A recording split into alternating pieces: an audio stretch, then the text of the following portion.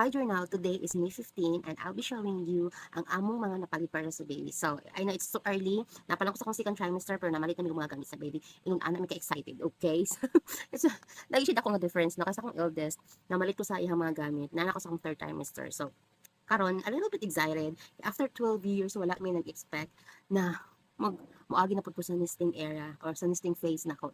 So, here, si Scott, excited kayo siya mamalit og gamit sa baby. So, ano siya napalit na? Mouth Farmer, di ba? So, gamit kayo niya siya.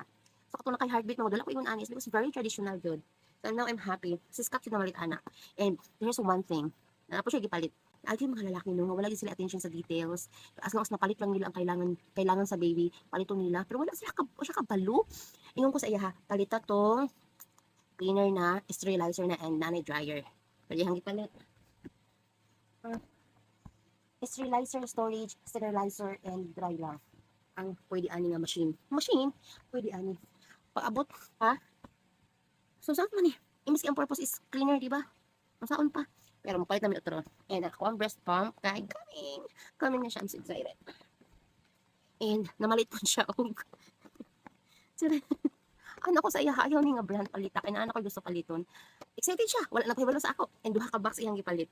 So, wala yung sulod sa isa ka box. Mamalit pa daw siya. Pero ako this time ako na mamalit. Hindi ako gusto na siya ang magpalit. Pero pagdaman ako siya kasi mahanon. Excited na siya. And namalit ni O. So ako na part, ako ang namalit. Kung sige ang namalit sa ano. So na siya washcloth. And then siya tulo ni kabuk eh. Tulo kabuk na receiving blanket. And there's no way gid na magpalit kung daghan kay. Dali lang ni ma-face out. Next is na siya frog suit. Tulo lang siya kabuk yata. Yeah. Tulo lang jud. Actually gid pang try lang jud namo ning tela. Gipalit lang jud nila mo para testingan namo ang tela. Diba? Tulo lang ni kabuok. So, kabalo ko after pila ka months mag-change na po, diba? Hindi ka sure kung hantod ka sa kanya na kayo, malay ba na kung gamay o dako ang bata, diba? And nagpalit ko sa H&M and I was so disappointed. H&M ko nagpalit ha.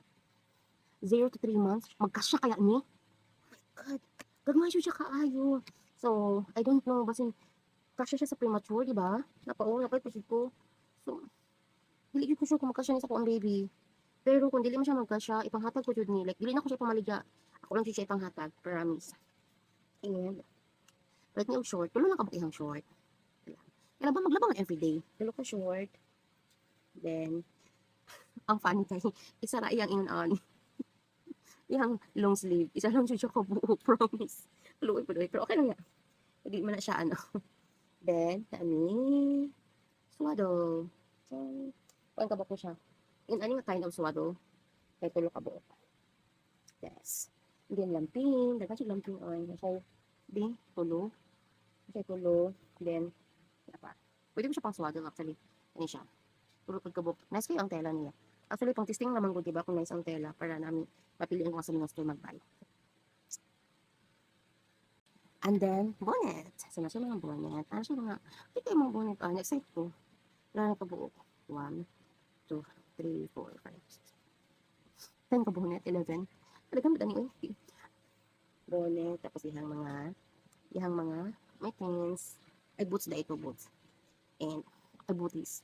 And, kaniyahang mga mittens. And, ihang mga, yun, ano.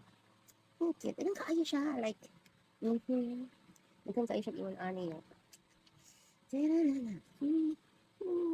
Tiko, oyo. Kasi mga ingon, ano.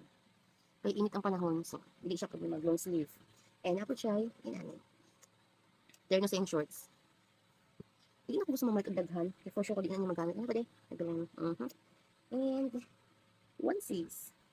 Medyo daghan ba ito siya onesies? Onesies, chan. Hindi mga onesies ay. Chan. And, pajamas. Diba? Diba ko siya pajama? Chan. And, yeah. Mura to. Start na maglaba. Kaya napay mga kaming. Kahit ako mga lamping. And diaper. So, ano lang ito? So excited na may isang mga baby boy. Yung mga